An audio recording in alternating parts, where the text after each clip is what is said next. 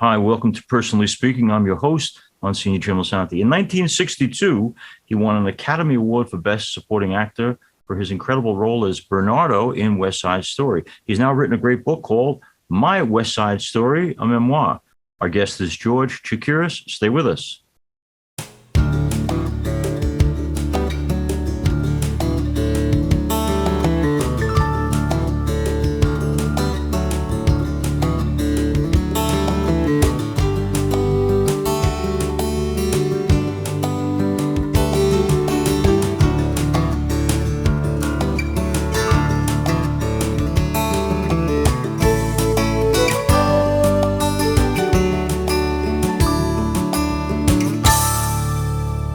Hello, I'm Msgr. Jim Lisante. Welcome to Personally Speaking. I'm your host, and actor, dancer, and singer George Chakiris joins me now. George is best known for his role as Bernardo, leader of the Sharks, in the 1961 film West Side Story, which earned him a Golden Globe and Academy Award for Best Supporting Actor. George Chakiris is the son of Greek immigrants and a graduate of the American School of Dance. He started his acting and dancing career appearing in musicals such as Gentlemen Prefer Blondes, White Christmas, and There's No Business Like Show Business. In the late 1950s, George was cast as Riff, leader of the Jets, in the London production of West Side Story on stage. He was later chosen by Jerome Robbins to play Riff's arch rival, Bernardo, in the 1961 theatrical release West Side Story. Since then, he's appeared in dozens of plays and films and television shows before retiring in 1996. George recently released his memoir entitled My West Side Story, in which he talks about his life being in the 1961 musical West Side Story and what it was like to work with some iconic leading ladies, including Marilyn Monroe, Natalie Wood, and Rita Moreno. George Chakiris is here with us today to talk about that and about the values that sustain and are most important to him. Joining me now, I'm very pleased to welcome to Personally Speaking the great actor and dancer George Chakiris. We are here talking to George Chakiris about his wonderful new book, My West Side Story, a memoir. And George, thanks for coming on our program. Gosh, my pleasure. Thank you for letting me be here. I have so many wonderful questions. I think they're wonderful questions, but things about the book that I wanted to ask you about. So you see $9 on the floor of a store, you pick it up thinking this is going to be a blessing to the family, and your mom says, take it back, it belongs to someone else. The integrity that is in your book when you talk about your mom and dad, where did they get it from? And how easy was it for you to become as much a person of integrity as they are? Well, I guess without realizing it, I was learning from them, and they came. My parents, both my parents, were from Asia Minor, actually from Turkey. But as Greek people, we're never supposed to say Turkey, right? So we always say Asia Minor. They were both from a Greek village in Turkey. My father came to this country first with his parents. And then when he came over when he was about 12. And when he was 20, my grandfather went back to the old country to find two girls, because there was my uncle as well. So it was my father and my uncle, two brothers. Right. My grandfather went back to the old country, we called it, to find two girls to marry his two boys. So that's what he did. And I love telling this story because I think it's such a sweet story. So my grandfather did that. He went back to Turkey and found two nice girls to marry his two boys. And they made the trip over across the ocean and all of that. And then they took the train to Florida, where my grandfather was living. And so they were all meeting at the train station in Florida for the very first time. And I've often thought to myself, my God, these two young guys waiting to meet these girls, and they're going to see them for the first time. But anyway, my grandfather spoke Turkish fluently as well as Greek.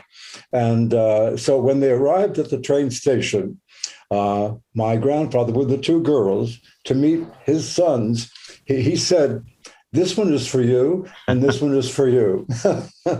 And so that's how they met. And but they have this sort of glorious I want to say simple, but I can't think of another word, but uncomplicated, I guess, background that made them, right. I think it was more than that. I think it was inherent in just who they were as people. But because my grandparents weren't quite as nice as my parents were. So my parents were pretty exceptional, I thought. And has it been hard for you, George, to be as honest, as much a man of integrity as they were? Well, I hope not. I don't think, no, that's something that matters to me with across the board with everything. When I want just not my own behavior, but other people as well, and it's something I notice. I guess we all do. So no, it was just natural for me to Yeah. follow in their footsteps, so to speak. George Chakiris, in his book My West Side Story, is interesting in that he talks about being a worrier a lot. And George, anyone who's seen you both dancing in West Side Story and in other movies looks at you and they see confidence and talent and ability. When you have that much of a gift as you have, where's the worry from? Oh, I think there's not a performer around who doesn't worry. I think everybody gets concerned. They don't. You never see it, but they overcome it in rehearsals and preparing for whatever it is they're doing. So they get past it. But it doesn't mean that they don't worry. I think everybody does. Mm-hmm. Some people more than others. But I don't remember. I've quote unquote worried about things. A couple of I remember when I was playing Dracula in the West End, and that was a really difficult step for me to make because Dracula is such a big character. So in the rehearsal process, I worried until I hopefully got there. But once I hopefully got there. When you're on stage, the worry disappears. It has to disappear because you can't worry. You have to do you have to do the show. Yeah. Years ago, I did a charity fundraiser, and my guest of honor was Helen Hayes. And one of the questions someone asked her was, "You don't get nervous anymore, right?" And she said, "I've never gotten out on stage when I wasn't filled with nervous energy, but that's part of what makes the performance what it is." I want to talk about another great actress that you may or may not have crossed paths, but you certainly have a culture with her. When we had Olympia Dukakis on the show, oh God, yeah. Wonderful lady, but she said we were talking about because she was getting up in years, and I said, "Do you think about the life to come?" And she said, "I do," because she said, "I was raised Greek Orthodox." She said, "I know a lot about Greek culture, Greek tradition, Greek history, but not a whole lot about faith." In your upbringing, was faith any part of the development in terms of sharing? Well, in the organized sort of traditional sense, no. Wherever we happen to be living, and we lived in Arizona, Florida, and back in Arizona again, and there was not a church in sight, so we were never church. We were not churchgoers because we didn't have access to a church. But I think in our family, our faith came, I can't remember, from my mother. My mother just inherently just somehow was blessed with faith, and wow. And she was sort of the rock, and I knew I didn't have to talk to her about it, but just knowing that she was there was reassuring, and so. And I'm with the Olympia in a way because I don't know much about faith myself, except that I know we all need it. Right. Yeah. But I suppose I think people who follow any sort of organized religion, and if it gives them some kind of faith, I think, well, good. Then it serves its purpose, Yeah.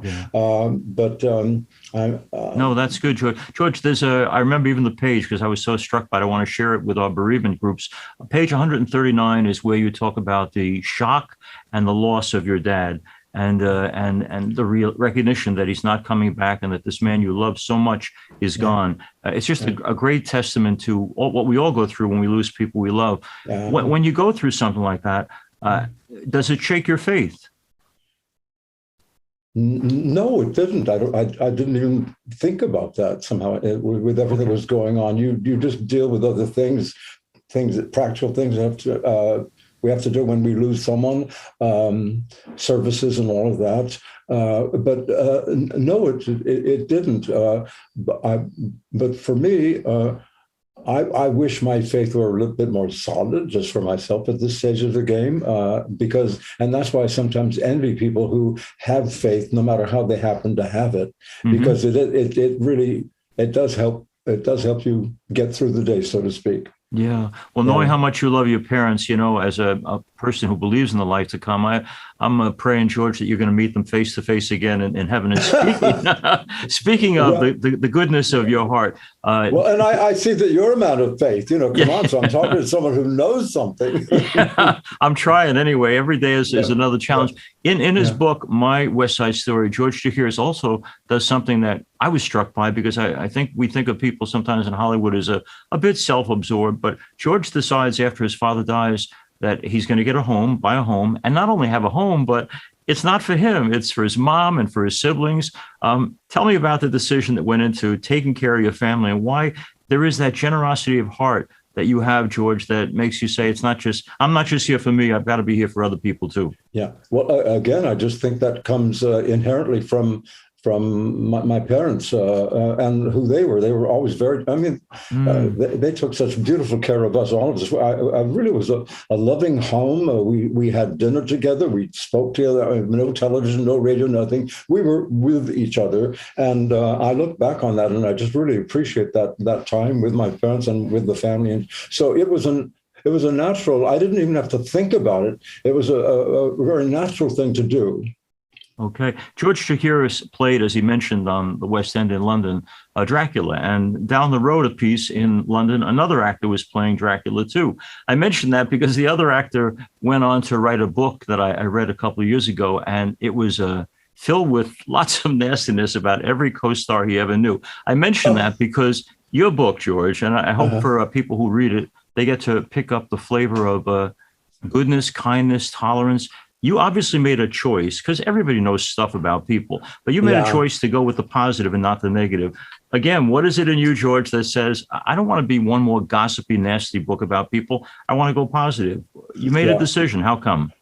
Well, I've never appreciated what I call curiosity. Interest is nice, but I don't like curiosity, because I think that it doesn't lead people down a very good path when they're talking about other people as well, and it's too easy. Right. Yeah, that has been not just in the book, but that's a choice with me generally in life. I don't like that kind of curiosity about people. We all know things about people, but I don't like to pass it on, because it's.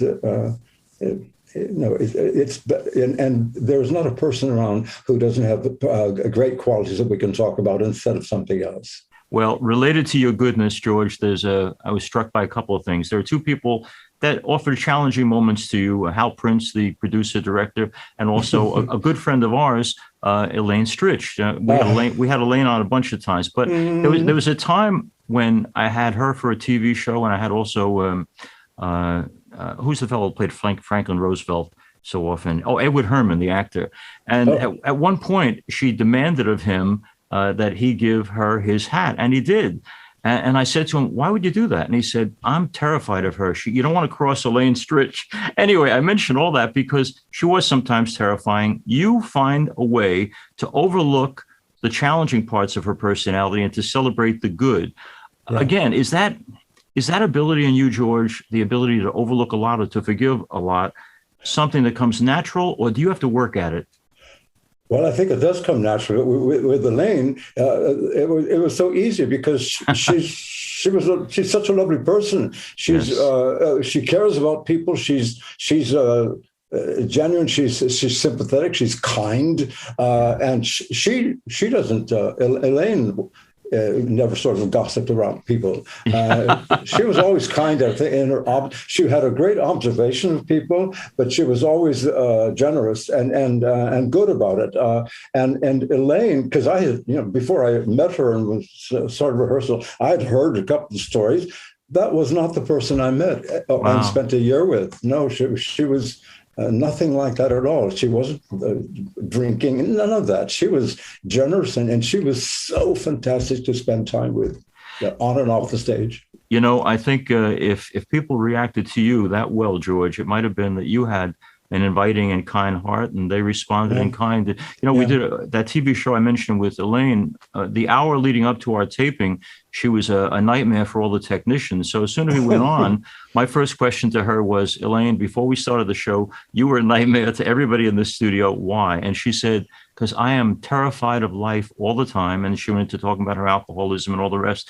But it's interesting. You obviously brought out in her the ability to just be the best Elaine she could be. Good for you, Well, George. All right, okay. let's talk about money. I think people would think that anyone who's Yeah. in the movies must be incredibly rich. So I want to share with you that again, another good friend of ours was the actress Patricia Neal, who Oh, yes. in Yeah. 1963 won an Oscar for HUD. And I said Yeah. to her, "So did you make a fortune?" She said, "For that part, I got paid $15,000. Okay. Things have Yeah. gotten better now, George, for actors and stuff. But for Yeah. you, were those days gravy train, or did you really have to work to make ends meet?" Well, once I got lucky, and after West Side Story, and then I was making, I don't remember how much money, but with a good amount of money per film. But I've unfortunately, I never paid any real attention to money. I'm still not good with it. I suppose I took it for granted. So when I was making good money, I wasn't as smart as I should have been. So Oh, I don't regret that because, well, I guess I do regret it a bit, but because it's nice to not think about money ever again. right. But so again, I've never been. I'm not proud to say this, but I'm just, even now I try and I'm fairly sensible with money, but it Hmm. just isn't something that comes to my mind at the drop of a hat. I still kind of take it for granted. George, in the book, it's very clear, My West Side Story, you worked an awful lot. You had a lot of good parts. You were a working actor, to be sure. But like any actor, there are down times when parts aren't there. What did you do with the off time? Oh, well, I love that question. As a dancer, one of the things that was important to me and most dancers, what any off time, you didn't let a day go by without taking class. Mm, So taking a dance class, and that took up a few hours every day, just wow. getting there and doing the class and so on. So off time was occupied by continuing to work and taking class because it just felt wonderful to do it. And Yeah. again, just not physically, but there's something about emotionally, I guess I can say, that is fulfilling about exercise. We all know that exercise, endorphins, and all that really does help us, our state of mind, and of course it really does. But that wasn't my reason for doing it. It's just being my the first thing I studied, took a class in was ballet, a dance class. Mhm. And so I guess, I don't know if I've had a quote unquote dance. I don't even know what a dancer's mentality is, but so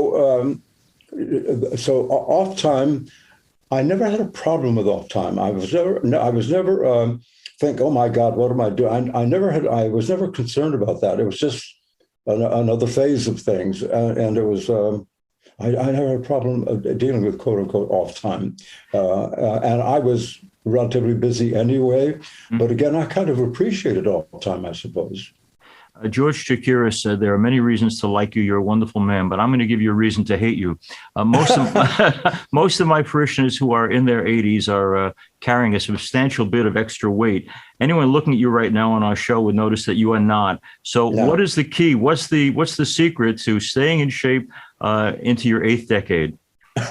Well, this past year, because of COVID, you couldn't get to the gym. But so I've just now started back to the gym a bit. So it's still continuing to exercise to some degree. And Mm, also, I'm not a big eater. I don't eat a lot of food. And I feel most comfortable when haven't eaten a lot of food. yeah. I think I've kept my weight. I don't try to keep my weight down. It's just what happens with my habits as they are. Yeah. But so it's something that comes naturally to me, and I never quote unquote work for. And also, my father passed away too early, but my mother was 100 and almost 104. Ah, So I suppose luckily have good genes on that side, and she was amazing. She in so many ways, in every way. But so. I think it's just that, and being a pretty simple person too. I think of myself as not complicated enough most of the time, but I think everything is not everything, but most things are. Many things are a state of mind. And but in terms of weights and that kind of thing, I've always been pretty much okay. You know, George, when we finish this program today, I'm going to go down the hall. I'm caretaker for my 100-year-old mom. I'm going to tell her about your 104-year-old mom and give her great hope that there's always a possibility for going on and on. I want to go to something else that's a sensitive topic, but I'm sure you've been asked it before.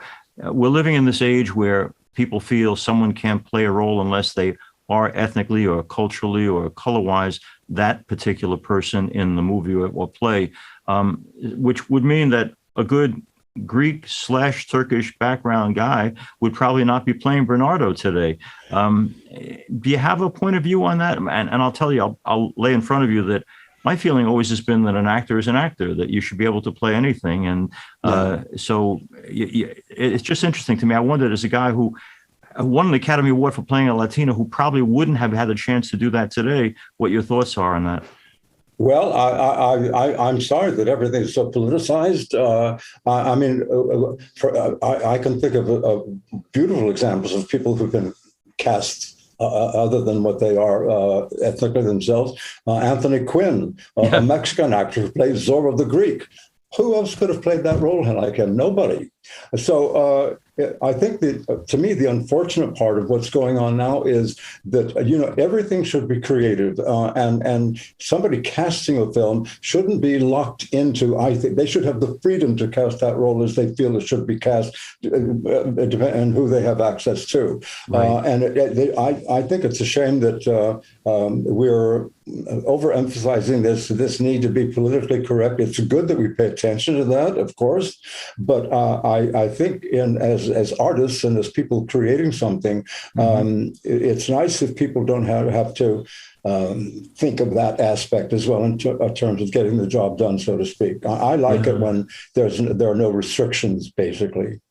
I'm glad you used the example of Anthony Quinn. That's a great one. I just presumed he was Greek after I saw Zorro the Greek. Yeah. And he's not the only example. There are many other examples like that. So if we just go back and look at history, we'll see that what we're asking of people to do today is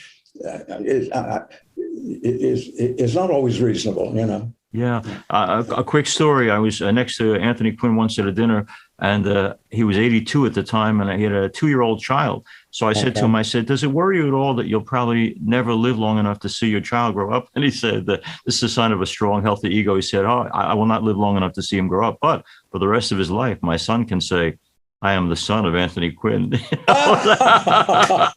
So, a strong sense of himself, George, let me ask you this too, because it's intriguing to me. As anyone reads your book, My West Side Story, will see that you really did go from part to part. You worked a lot, but I have to believe that in a long career, there were parts that you knew you were perfect for that you didn't get. When something didn't work out, when you faced disappointment or rejection, how does George Chakiris deal with disappointment? Well, I just, it's not difficult to deal with disappointment if you're just realistic about what is going on. I think there are times we would like to be cast in a certain kind of role, but if something else happens and someone else gets that role, you can see why people made that choice. So it's nothing against anyone, and I don't think it's anything to be concerned about. It's just what we all know happens in the business, so to speak. Right. Sometimes we get something and sometimes you don't.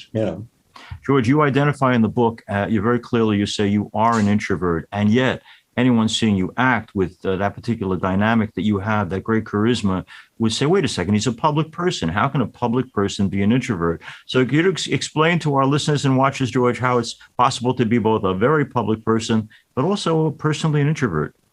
Well, I maybe introvert isn't the right word, but I can think of Marilyn Monroe just as an example. Maybe we talk about this in the book, but I think she possibly was an introvert. She was very quiet, and so there was nothing. But on screen when she was working, of course, she came she did what she had to do. But I think most people, most performers are maybe they're not introverts, but I don't think they're not necessarily extroverts.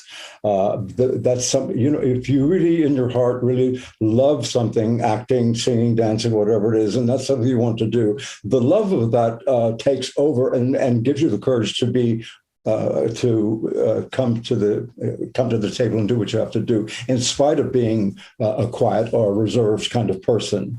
Because it does seem like a contradiction, doesn't it?